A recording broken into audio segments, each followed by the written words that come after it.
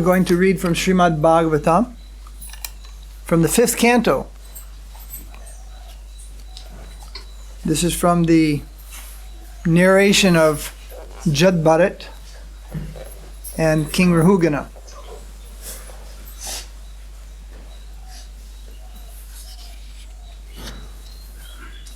Om Namo Bhagavate Vasudevaya. Om Namo Bhagavate Vasudevaya.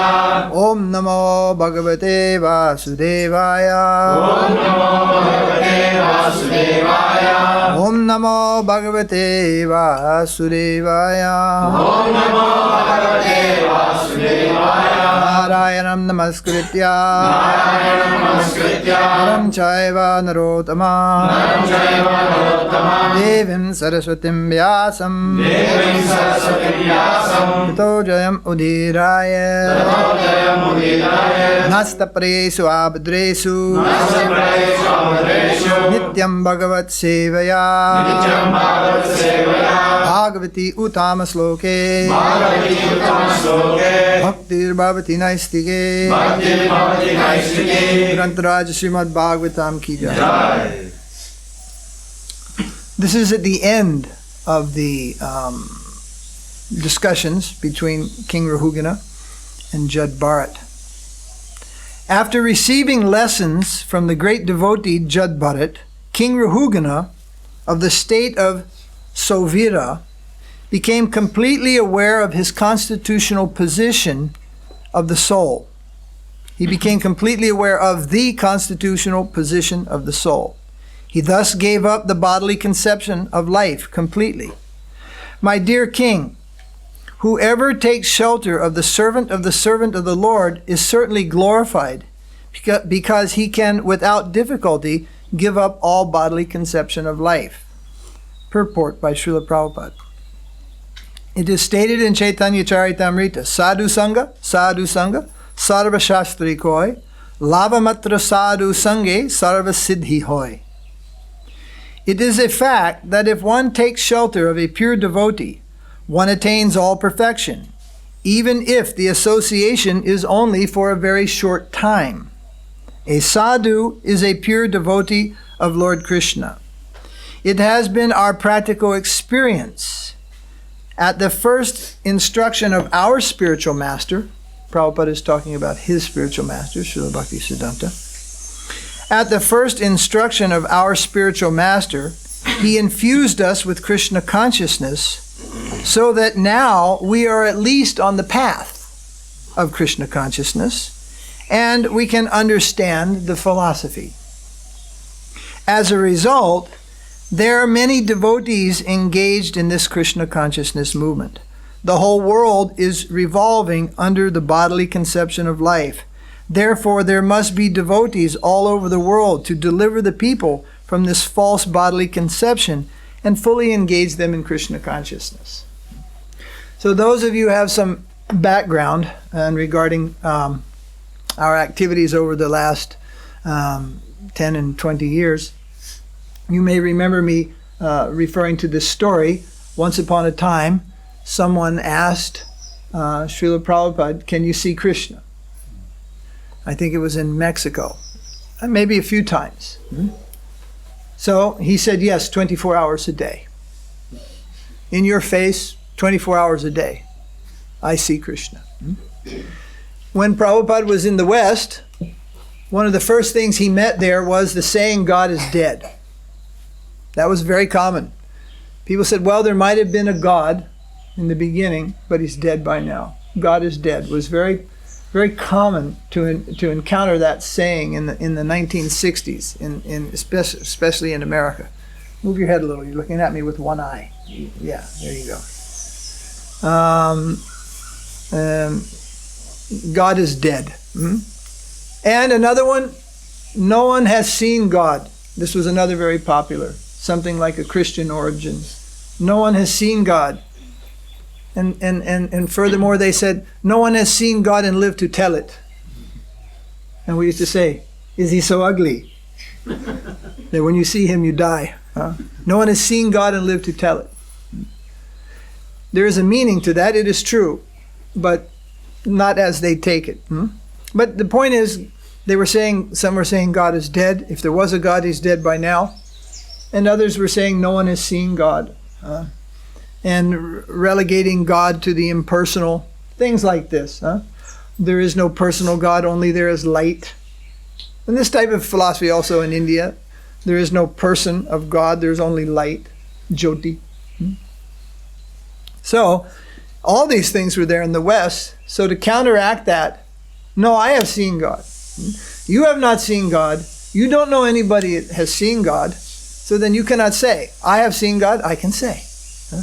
A simple argument, simple philosophy. And Krishna's Supreme Personality of Godhead. And, of course, the devotees, they yell, Jai. Oh, Prabhupada, very nice, Jai, right? So years ago, those devotees, some similar devotees, they went to see Srila Sridhara Maharaj. And they asked him the same question. They said, Guru Maharaj, have you seen Krishna? And he said, no. But, no, at first he said no. And they said, well, actually it's just devotees. You can tell us if you've seen Krishna. So that's called begging the question. He gave the answer. He said, no, I have not seen. So they wanted to hear the same answer. All they wanted to do is get a repeat answer. Pure devotee sees Krishna 24 hours a day. You follow? They got this from Prabhupada. I see Krishna 24 hours a day. Simply they wanted to hear the same thing. Then they'll say, oh, he's pure devotee of Krishna. He sees Krishna 24 hours a day. So they begged the question. They tried to squeeze that answer out of him. But again he said, no, I have not seen. But he said, but I think I'm on the right path. So here, Srila Prabhupada is saying a similar thing. In fact, he's using these same words. He says that his spiritual master first, he says, it has been our practical experience that the first instruction of our spiritual master enthused us with Krishna consciousness, so that now, and he's talking about 1974, now, at least, he says, we are on the path. So which one of these is the real Prabhupada? The one who says in 1974, after he's already, how old is he? He's almost 80 years old. He's established Krishna consciousness all over the world. And one case he said, I'm seeing Krishna face to face 24 hours a day. The other side he's saying, well, at least I'm on the path. Which one is the real Prabhupada? What do you say? Which one's the real one? Both are the real one. The devotee never feels, I'm seeing Krishna. But for the benefit of the atheist, for people who thought God was dead, who think God is not a person or there is no Krishna, therefore he told like that, to capture their attention, their faith immediately. He never says like that, but actually the devotees of the Supreme Lord always see Krishna everywhere. He is in everything and he is outside of everything. He is within everyone and he is outside of everyone. He is the controller and the doer of everything. They always see the personality of Krishna everywhere. But it's not a fact that they always see him standing. What does it mean? I see him everywhere. So that means while Prabhupada is giving class, Krishna is sitting on a chair next to him or something? Or Krishna is walking around in the crowd. What does it mean to see Krishna everywhere? And he also said face to face. That is also there. But generally, if you ask a devotee, have you seen Krishna? He may say no. But to some outsider, he may say yes. But beware, many cheap imitators and sadhus, they'll tell, oh, I saw Krishna this morning, he was stealing butter, ha ha ha, and they'll laugh something. Don't believe it. There's a place in Vrindavan you can go every morning. They open this one, it's like a room, it's in some sadhu thing, and there's this nice, clean sand floor. And little footprints are on that sand, and it's heavily guarded. It's heavily guarded by these sadhus at night, and they say Krishna is coming dancing with Radha there. I never even bothered to go see that. I don't believe in such things, and it's almost daily it happens. Such wonderful things, if they ever happened, would not be happening daily. I used to clean Prabhupada's room, help clean his room. In his room, they had a big white gada. It was white. thick one like North India, thick gadda, white sheets wrapped on that. And the only footprints we ever saw on it were big, dirty devotee footprints. We never saw little tiny footprints in the morning that Krishna was there with Prabhupada dancing or something. So he goes to some Hukam Baba's ashram and dances in the sand, but to the world Acharya, who is spreading his glories all over the world, nothing is there. This is just the kind of cheap things that foolish people want to believe in. We don't place our faith in these things. We don't think they have much reality. If your faith in the deity is because the deity drank a little milk, you heard this in India some years ago, Ganesh started drinking milk. Pretty soon everybody was drinking milk. Well, here our deity drinks liters and liters of milk every day in sweet rice and sandesh and all these things. But you cannot see that. You cannot see that it is drinking. Of course, the Bajari, he can spoon out some milk and throw it in a pot and fool you. Oh, then you'll think, oh, he drank it. But then that is not lasting, everlasting. If you believe through miracles, then your faith is very shallow. It is not everlasting. It can very easily be destroyed. Someone can show you a practical explanation how that miracle took place, and then you will lose your faith. So real devotees don't put faith in miracles, although sometimes miracles happen, wonderful things happen in relation to deity or devotees and such things. So for the benefit of those who don't believe, the devotee may say, yes, I see Krishna. I was with Prabhupada once in Hyderabad in India when a group of college boys came for darshan in the afternoon, 4 or 5 of them. And some other people were there. And suddenly one of them said, Swami B.G, have you seen Krishna? So then Prabhupada said, do you think we are fools? He asked this college boy, do you think we are fools? Immediately that boy felt some embarrassment and said, no, Swami B.G, I'm not saying that. I'm saying you have seen Krishna. He said, you see these Europeans, Americans, Europeans, and these people are here, all educated people. Do you think they are fools? He asked him again, do you think they are fools? And then, no, Swami, I'm not saying they are fools.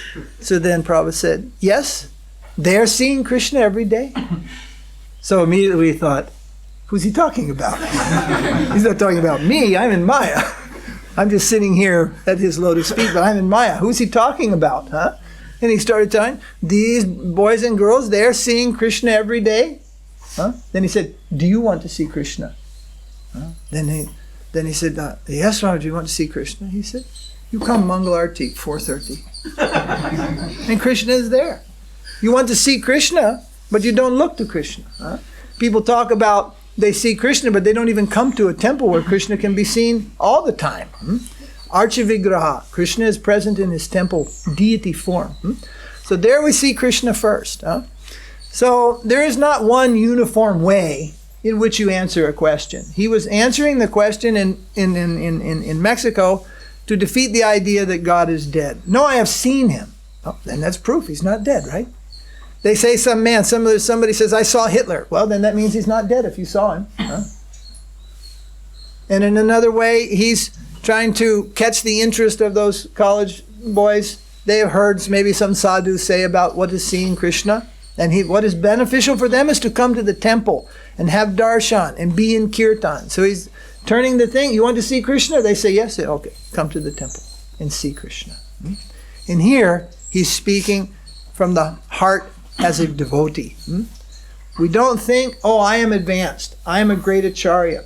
I have many disciples. I am writing many books. I. Aham mameti. I, me, and mine. A real Vaishnava never thinks of himself in that respect. He says, at least I'm on the path. Once there was one gentleman, he was also chanting Hare Krishna. Long time, maybe 40 or 50 years. Someone asked him, when did you begin to chant purely? That gentleman told, I have always chanted purely. Then it just so happened a few days later, we were where's Srila Puri Maharaj's picture over there? We're having darshan of Srila Puri Maharaj in this picture here, darshan in Mayapur.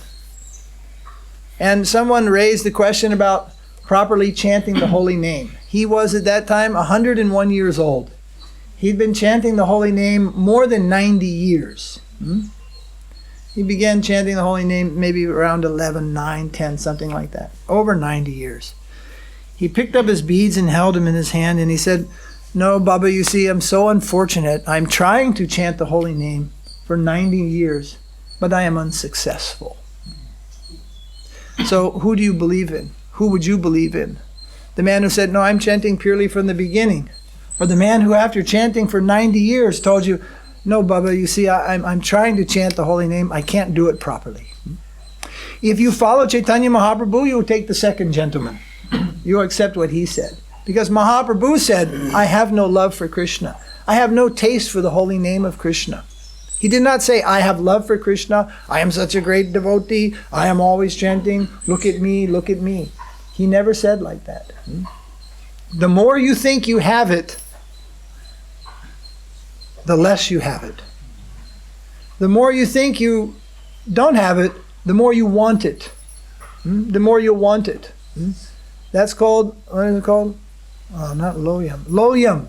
Spiritual greed. Spiritual greed conquers you. You don't have it, but you want it. You become very greedy for it. You want Krishna. You want to love Krishna. You want to properly chant, but you feel that you can't. Do you understand that? If you don't, keep practicing, keep inquiring until you do understand it, and then you are on square one. If you don't understand that principle, then we don't know where you are in spiritual life. You may be a big world acharya. You may be the author of many books. You may be very rich. You may be very poor, whatever. We don't know where you are, but you're nowhere in spiritual life. First, the first step, not the 10th step. First, the first step. We have to come to that understanding. That is primarily for the adults, not for the children. Child's understanding is Krishna ashram is best. That's all. Best. It's a simple thing. Prasad is good. I'm happy. That's Krishna consciousness for children. But for adults, we must try to understand our proper mood. Children are not even fully grown. Some people, they're not even fully human until they're about 14, 15. Mind has not come yet. Thought process. It's called manamoya. Manamoya. A child's consciousness is mainly anamoya. Good prasad. Right here. It begins right here. This is the center of existence. Without this, they cry. But then there are other developments. And what is the first one? Anamoya? Pranamoya. Now they also have these boys, young boys, they have pranamoya. Then manamoya. Manamoya doesn't start until you're mid to late teens. Manamoya. You get your own mind. Somebody says something, children believe it. But you, if it says something, your mind immediately goes, well, I don't know. Well, maybe. Well, I'll think on it. You got your own mind. That's called manamoya. Then we need jnanamoya. Then we have to have knowledge. What we're talking here, some knowledge about devotion, about the right steps in devotion, about the right feeling for devotion. This is called jnanamoya. But then it is necessary vijnanamoya. We must have realization. How we get realization? By putting these things into practice. And realization leads to ananda. That is a final stage of consciousness for any complete human being. It is called anandamoya. The blissful stage of existence. Realizing your eternal life, what you are, servant of Krishna, being always engaged in Krishna's service. Anandamoya. Most human beings never get past a corrupted form of jnanamoya. They don't even get jnana, they get what's called ajnana. Ajnanamoya. Some of you young men have make your fortunes with ajnana. Masters of ignorance. And my father worked on jet airplanes. We think, oh, so much knowledge required to fly a jet airplane. It is agyan. It is ignorance. Jnana means what is spirit and what is matter. Agyan means only what is matter. Yantras, machines, all these things. What is matter? That is called agyan in the Vedas. That is not real gyan. Gyan means the difference between what is material and spiritual, matter and spirit. Our first concern is Atma and this body. What is the difference? Who we are. Sometimes our mind get agitated. We'll say, oh, I'm agitated. I am the mind? Well, correctly, you say, well, my mind is agitated. If you say, I am agitated, that means you're identifying with your mind. You think you are the mind. I don't know what it was that Prabhupada saw in America, but he saw while driving sometime in a car that one man will shout at another man in a car and call him by his car. One man is in a Chevrolet, one man is in a Ford. So one man will shout to the other one, hey, Ford! He will shout on the man in relation to the car that he drives. Hey, Mr. Ambassador, or you have, hey, Mr. Mercedes. He will call the man by the car he has. They're having some argument on the road, while driving. So sometimes he would quote this in his talks, in room conversations. Hey, Mr. Ford, or hey, Ford. They're identifying the man with his car. Similarly, we're identifying the soul with the body. Someone's an Indian, someone's an American, someone's a Russian, someone's an Irishman, someone's a German. We say Germany man, America man. But actually, that is the car that we're driving. Within the car is a person. Within every body, there's an Atma. We have to identify with ourselves and with others as this Atma, and not according to birth, which car he drives. So that jnana leads to vijnana, realization, and realization ultimately culminates in bliss, anandamoya. So all of this is achieved through two things, sadhu sangha and shraddha. It may be due to sadhus that we get shraddha. Shraddha means faith. It may be due to some pious activity in this life or in the last life that we get sadhu sangha. We get some association with the sadhu very, very briefly. And through that we may get faith. Or we may have done sufficient pious activities in a previous lifetime or this lifetime that we naturally have little faith, and that faith takes us to sadhu sangha. In either case, both these things are required to make spiritual advancement. Shraddha and sadhu sangha. Now, that's what's being declared here at the end of this conversation with Jud Bharat and King Rahugana. The emphasis is coming that by the association of the devotees of the Lord, the devotees, the sadhus, and it is said, who is a sadhu? Who is a sadhu? We see there's a man here. He smokes ganja, drinks wine. He had long hair. Long, nearly 4 foot long hair. What do you call it? Jatis? Jatis. He's got jatis, dreadlocks. He wears white. He chases girls, boozes and smokes ganja, never gets up before 8 o'clock. But they call him sadhu. This is the situation in India. Any beggar that comes along, they call as a sadhu. Well, we must then say, well, there are different types of sadhus. Here, Prabhupada is saying a sadhu is a pure devotee of Krishna. Now, there are many types of devotees of Krishna. Somebody recently told me in Sachinandan Swami's ashram, there's also a picture of Mahaprabhu. I immediately said, whatever sells. I am not fooled because there's a picture. There was one devotee came here, and he was doing some work in that ashram. And I said something about, yes, better you stay here. They're not devotees. He said, he has a picture of Mahaprabhu. I said, whatever sells. Whatever collects money. Actually, it goes like this. Long back in Bengal, the Sahajis, they didn't do kirtan. They never chanted Mahamantra in kirtan like that. They chanted bhajans and songs. They never did Mahamantra and Kirtan. Then, after the time of Bhaktisiddhanta, his preaching was so strong, he proved, you don't do Kirtan, you're not a devotee of Mahaprabhu. So gradually all the Sahajiyas, they also started introducing Kirtan. You follow? Now they do Mahamantra and Kirtan. But previously, 100 years ago, they didn't. They only did Mahamantra and Japa, not in Kirtan. And he proved it. If you're a follower of Mahaprabhu, in other words, he's showing you're not followers of Mahaprabhu because you don't do Harinam Kirtan. Then they started doing. Even today, not all of them do. Not all of them do. Some of them do. But that was started. It is like once a friend, he said, you know, Durga is always wearing a garland of skulls. Skulls. And which type of tilak those skulls are wearing? This way. Shankar, Mayavadi. So this is, he says, this is the destiny of the Mayavadis. Their heads will be hung on the neck of Durga. But he said, but don't tell this everywhere, or pretty soon the Mayavadis will make posters of Durga wearing skulls with Vaishnav tilak.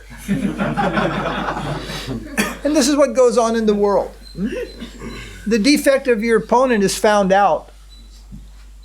You speak about that, then he goes and he corrects that.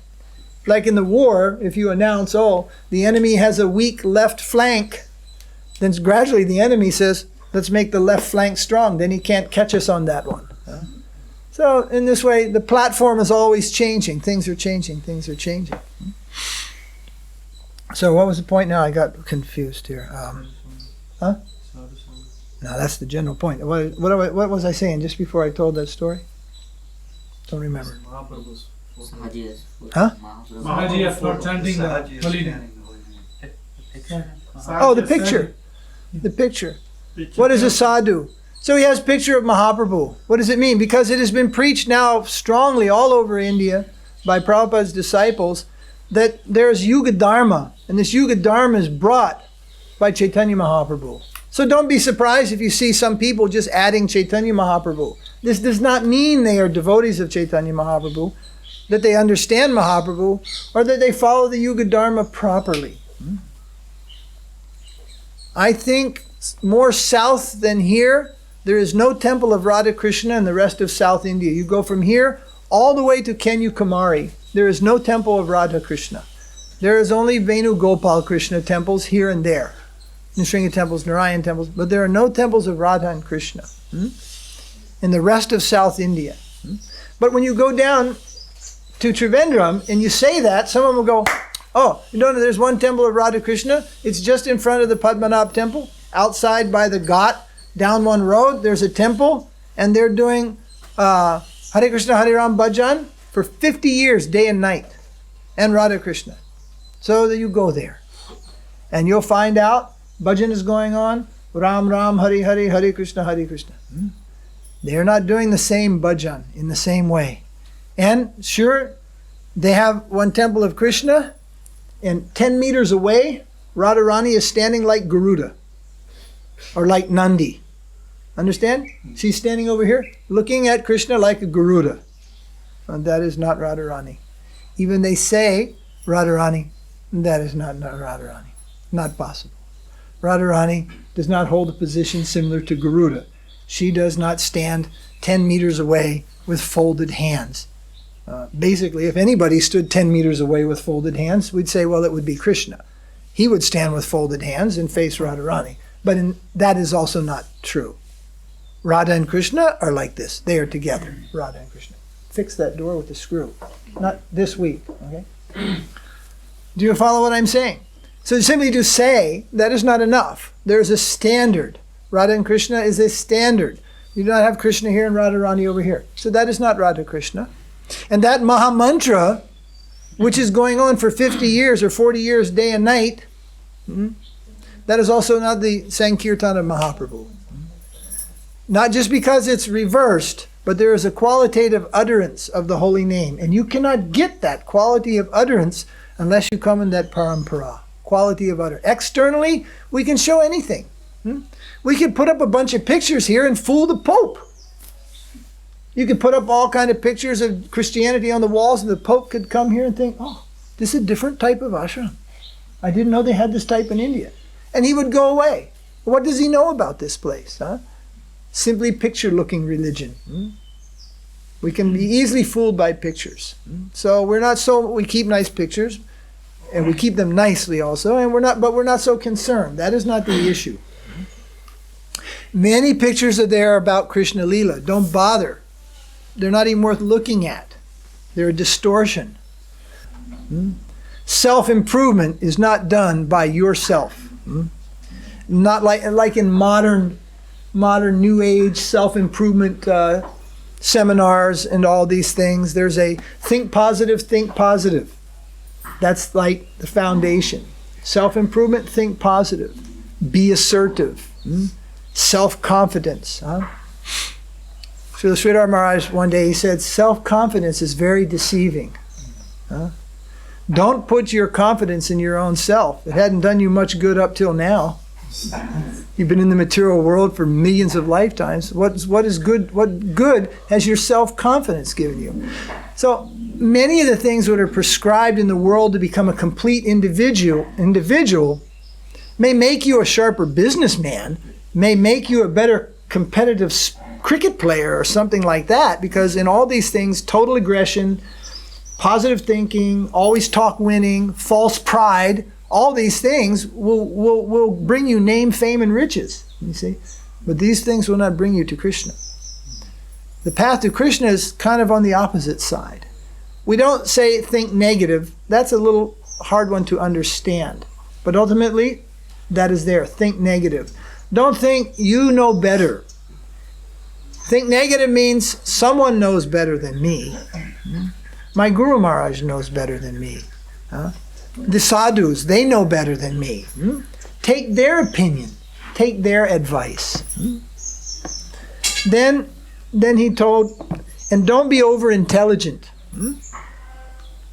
It was the first time I heard the word. It's called Shrodha Siddhanta. Shrodha means what is given to you. Siddhanta means the philosophy or the understanding. He says, use your intelligence to understand that. Don't use your intelligence to try to go beyond that. Become over-inquisitive. Prabhupada used to call that over-intelligent. We are given a particular understanding according to sadhu, shastra, and guru. We should use our intelligence to understand that, and not simply to make inquiries which are unending and never fully satisfied or answered. Do you understand? There is a difference. We hear a particular point, or we're given a particular understanding. We should try to use our intelligence to come to the fullness of that understanding, and not simply make endless inquiries. Well, why this? Well, why that? But this? Well, but that. That is not actually proper inquiry to understand. That is simply trying to question beyond that. Or it is in the realm of begging the question. It is called over-intelligence. Your intelligence can also be your enemy. Over-intelligent. Too many questions. When you see the beauty of the moon, these children, the young people, their innocence is their saving grace. As adults, we sometimes wish we had that innocence about our own selves, because the world would just be so much nicer with that innocence. So you look at the moon, and it's just full moon, it's just shining. When it's on the horizon, it's red sometimes. Then it goes in the sky, it becomes silver, you see. It's just beautiful, right? Later, you get all kinds of knowledge, and its beauty diminishes. No, it's red because the sun rays are still shining on the atmosphere, and it's making it red. And it does this because this. And actually, look in this glass, see all those black holes? You see? All these black marks are there. Actually, it's not shining, all this stuff. Then, oh, okay. The knowledge destroys the beauty. So, beauty is higher than knowledge. Krishna is not attracted by knowledge. But we require a fundamental knowledge in order to be proper devotees. That's called sambandha gyan. Understand? But Gyan itself is not our deliverer. Faith, Shraddha, is our deliverer. Sometimes people read the Vedas and they find different stories of avatars. And they're very smart. And they read it and they go, hey, this is contradictory. Two different things are said. These books don't make any sense. And they just try to roll the whole Vedas into a pile of stories and say it has no relevance. They are sometimes stories of the same avatar. The clear and simple one is Varaha. In one place it is written, Varaha avatar, and he was white color. In another place it is written, Varaha avatar, it is red color. So then the empiricists, these mundane philosophers, they're saying, is he white or is he red? Come on. Yeah, see, it doesn't make any sense. Contradiction. They find things like this. They don't go deeper to understand every time Varaha comes, he doesn't necessarily have to come in the same color. And one Rishi is talking about Varaha in one millennium, and another Rishi is talking about Varaha in a different millennium. And sometimes he comes in red, sometimes he comes in white. Krishna's pastimes are also like that. They are not just the same thing every time. That would be quite boring, wouldn't it? If you could do anything, would you do the same thing all the time? No, you'd have a lot of variety in life. Variety is the spice of life, they say. Well, when we come to Krishna, consider infinite variety. Infinite variety. So, simply by reading books, simply by our intelligence, simply by looking at pictures, we cannot actually understand the essence of Krishna consciousness. We cannot come to the essence or the substance of Krishna consciousness. That only comes to us through sadhu sangha. Where does bhakti live? The question is given. Where does bhakti live? We want bhakti. Bhakti. Where is bhakti? Where? Where does bhakti live? Any idea? Heart of Gauranataraj, who? in the heart of the sadhu. Yeah, in the devotee. Bhakti lives in the heart of a devotee. So we want the devotees' association. We want their company. Then we learn, but that doesn't mean we just come and rub elbows with Guruji, sit down next to him and prasadam and go, oh, how are you? Or like a friend, you poke him, or you take prasadam, you see your friend, A friend comes. You're very just friendly. You give him a nudge, Maybe he looks this way, you steal something from his plate, You go, oh, where'd my rasgulla go? You steal his sweet. Friendly dealings. Yes, that's how we associate with devotees of our own kind, so to speak. Means in our generation. It is not suggested we associate with our guru like that. Steal from his plate, poke him in the ribs, make a joke on his face, or something like that. And even those devotees of our own clan, our own group, is that all we're to do with them? Is poke and joke and have fun? Service must be present, otherwise association is just social behavior. A service must be there. Now, a lot of times people will say, oh, I'm going somewhere, particularly when I'm going to Rath Yatra, I need some association. But they're mistaking social behavior for association. That is not association, actually. It is to some extent, but it's not very much. It's simply socializing. Socializing is not really association. If there is service, then association begins. When there is service. And service is of two kinds. You offer service, and you engage in service with someone. So when you're engaging in service with your godbrother or godsister, that is one type of association. And when you are rendering service to that devotees, understand? That is another type of association.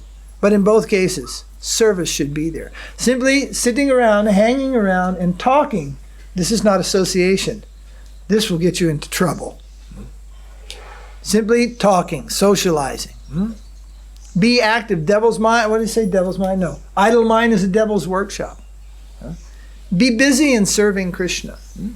There are many faults in this world. If you spend your time to record them all, you'll have no time for eating and sleeping. There are so many faults in this world. And if your expertise is faults, then you won't even find the good where good exists. You'll only find the fault. But if you're just the other, finally you'll discover there isn't much good in this material world. It's a horrible place. It's just filled with suffering and agony. And you'll feel that this is not my home. How could my home be a place that is just prevailed with suffering and sadness and anger and all these things? Huh? My home must be a different place. Huh? The ashram is my home. Just like I told, when you say you're going to your home, then we feel that, he doesn't feel the ashram is home.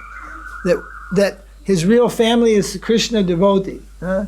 He thinks someplace in Tamil Nadu or Andhra Pradesh, this is home. This is not home. Asat Sangha Tyaga. When you take Sangha, you have to take Asat Sangha. You have to give up the bad association in order to take the good association. To encourage our family members, to encourage our neighbors and so many things, we may attend functions which are not Krishna functions. We may see our family and all these people who are not really Krishna devotees for the purpose of encouraging them, not to take association from them. Understand? There's a difference. To encourage them. If a son doesn't go see his mother or father and he's a devotee, then the mother or father, they think, oh, this devotee is a bad type of a person. They don't care for mother, they don't care for father. Really, he has hundreds and thousands and millions of mothers and fathers in so many lifetimes. How can he see them all? But that doesn't matter. He's got one in this life, so he calls and says hello. He sometimes goes to a festival, goes home and sees, but he should not get confused. There, he's simply going to encourage them. See, devotees are good people. Devotees also care for you, just to encourage them.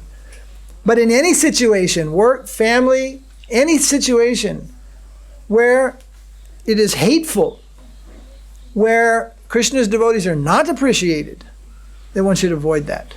That's called asat sangha tyaga. Don't live, don't eat the food of, don't take the drink of people who are not devotees of Krishna. That is not good for our spiritual advancement. But there is a harmonizing way to go about that. You see, otherwise, we leave everybody in the world and only be with devotees. And were you always a devotee? No, you became a devotee because someone extended to you something about devotion. They shared with you something about devotion. So it is our duty to share with others. And that includes family, friends, neighbors, countrymen. Ultimately, it is our duty to share with the world, you see. But we have to be in a set of circumstances which is favorable. Otherwise, we don't progress ourselves. One drowning man cannot save another drowning man. Understand? One blind man cannot lead another blind man. Here in the ashram is where you get your eyes. Here in the ashram is where you learn to swim. That's why I encourage, even if you live at Bangalore and we have a little center there. Yes, you can meet there and have a program, but you'll benefit more by coming here. Yes, it's harder. Yes, it takes more time. Yes, it's more of a sacrifice. That will do better for you. The more sacrifice you make to come to Krishna, the better it is for you. Then there'll be many devotees. There'll be different classes. You'll get Radha Krishna Darshan. You'll get Narasingha Darshan. You'll get Prabhupada Darshan. You'll get a full prasadam 2 or 3 times. Well, when you can't do that, then meet somewhere and have some program.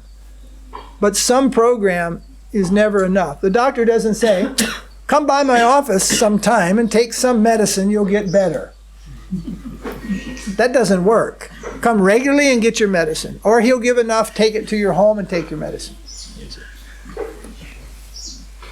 So different types of association are there. Different types of devotees are there. Different level of devotees. Different ways to associate. But in general, these are the keys. Sadhu Sangha and Shraddha. Faith. Faith is not just a belief. Somebody in Western countries says, what is your faith? You say, I'm Catholic. Oh, I am Hindu. It's something that you believe in. Someone comes with an argument and changes your mind. That's not faith. These two things are mixed up. English is a very poor language for spiritual subjects, actually. English doesn't even have a good, real word for faith. For Shraddha. Shraddha is a spiritual element. Just like here in this world, there are material elements. Shraddha is a spiritual element. That Shraddha emanates... Somebody open that gate. Shraddha emanates from Srimati Radharani, from the internal potency of Krishna. Are you paying attention? Yes. Are you listening? Yes. Shraddha is the Jyoti of Radharani. The halo, the Jyoti. Krishna has his Jyoti. You have seen in pictures, always something there. Around Krishna's head, the artist always paints some light is coming. That means Jyoti. It doesn't just come from his head. It comes from all over him. Jyoti. That's called Brahma Jyoti. So if you'll see pictures, some paintings of Radha and Krishna, she will also have some Jyoti. What is that? What is that? This is what usually happens. In Western countries, a new person comes to a temple. They see a painting of Krishna. And Radha and Krishna. They ask different types of questions. Inevitably, they always say, what is that thing? What is that light about Krishna? Then we say, someone says, oh, that is Brahma Jyoti. Then they go, oh.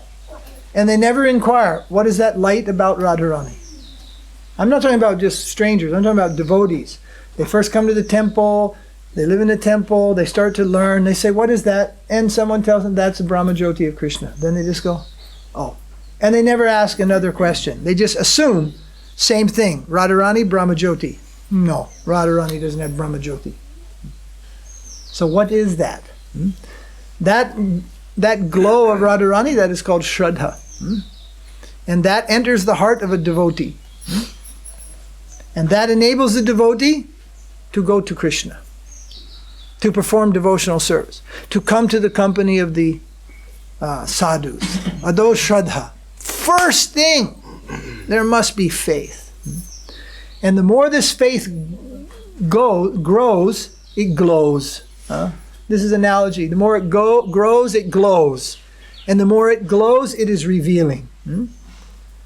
The Vaishnavacharyas, Bhaktivinoda Thakura and others have given an example that Krishna is like a dark cloud in the monsoon on a dark night. What do you see? Nothing. Dark cloud, dark night. You see nothing. Monsoon. Amavasya, no light, and all cloud. You can't even see the cloud. Suddenly there's lightning. It strikes. Lightning. That light, then you see some shape. There's some big clouds like we see in daytime. Big ones are there. You see the cloud. They give analogy, Radharani is that lightning. Radharani is revealing Krishna. And that revealing potency is called Shraddha, faith. So it is not a thing of the mind. It is a thing of the deepest inside of our existence. Shraddha comes there within us and illuminates our path. It illuminates our life, and ultimately it reveals Krishna, not knowledge. Knowledge we only need to know how to deal with the material world. If you analyze most of the knowledge that devotees distribute, is so people can deal with the material world and get out of the bondage and untie their hands and be free from the material world. Now, how to deal with Krishna. Lots of books under your arm when you go to Goloka? Oh, he's way beyond those books. Even the best of books only gives us a little piece of what Krishna is actually about.